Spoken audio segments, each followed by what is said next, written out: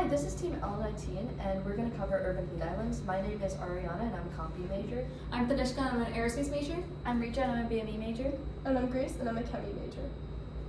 So where we left off, we were talking about the urban heat island effect, or UHI, which is when cities and urban areas get extremely hot in comparison to rural and suburban areas that surround them. Now, this effect is due to a multitude of factors, including a lack of vegetation, an abundance of heat-absorbing surface materials like asphalt and concrete, as well as additional heat generated from waste.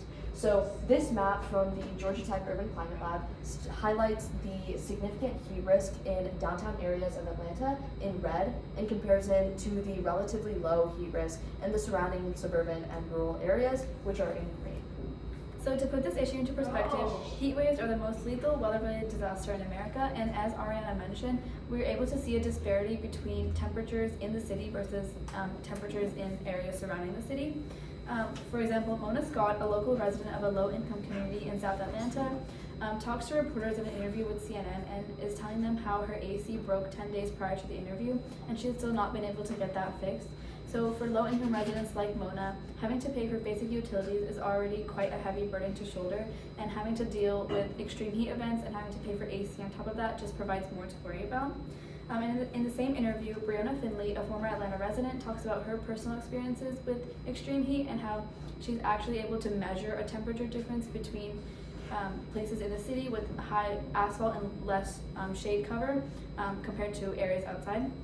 Additionally, one day as she was walking outside with her grandmother in the heat, she actually noticed that her grandmother's health was declining just from being in that extreme heat. And so our bodies are already extremely sensitive to heat, and having to deal with chronic illnesses on top of that just makes that effect worse.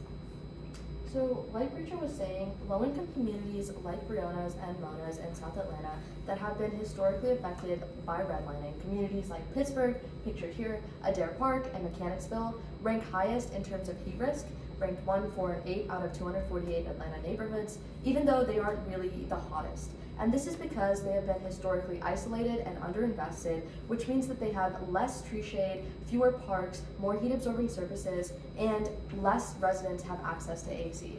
So just a side-by-side comparison, while the heat island intensity in a South Atlanta community of Pittsburgh is only 3 degrees Fahrenheit, their relative heat mortality is 41%, and only 70% of residents have access to AC.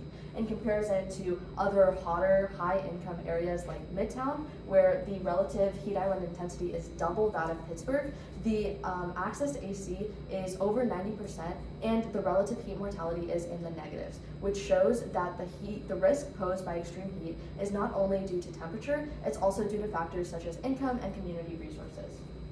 Now moving on to stakeholders, we've reached out to over 20 stakeholders since our last checkpoint, and we're currently in contact with 8 of them. So of these 8 stakeholders, they all fall into different sectors, a lot of them being Georgia Tech professors, such as Dr. Evan Mallon, Dr. Brian Stone, Dr. Rahmathulla, and Professor Zhou.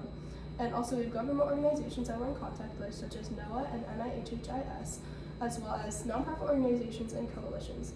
Now, due to the government shutdown, we've not really been able to receive much valuable insight from the government perspective, just because a lot of their offices are understaffed, and we've not really been able to schedule a lot of interviews within this time frame. So our most impactful stakeholders, again, are the Georgia Tech professors. They've been very gracious and forthcoming with their time and their advice on how we can access the primary stakeholders and how we can access the problem space from a health perspective. Looking at the current solutions, there's a lot of solutions out there, such as cooling roofs and cooling surfaces, basically where they either paint roofs white or roads white, or just increase the reflectivity of the area so it doesn't absorb so much sunlight, doesn't absorb so much heat. But with the solution, it takes a lot of investment, it takes a lot of time to implement this, and there can be pushback from residents. Another solution is the No Heat Initiative, which is an app and initiative that has real-time data of temperatures across Atlanta and is able to map temperature-based routes for people trying to walk through cooler areas, but this depends on the investment that app has, as well as the real-time data that it has all the time, and it's only in Atlanta. Another solution is cooling centers and cooling rooms, places with water, snacks, and other amenities where people can go in and cool down, but these aren't very common in Atlanta after the pandemic, and they don't really help people who are out there walking around. And so most of these are blanket solutions that target heat as a whole. They don't really target the individual who's actually suffering from this problem. And this brings us to our how might we statement, which is how might we reduce the effect of urban heat islands on individuals and their lifestyles. These resources. Thank you.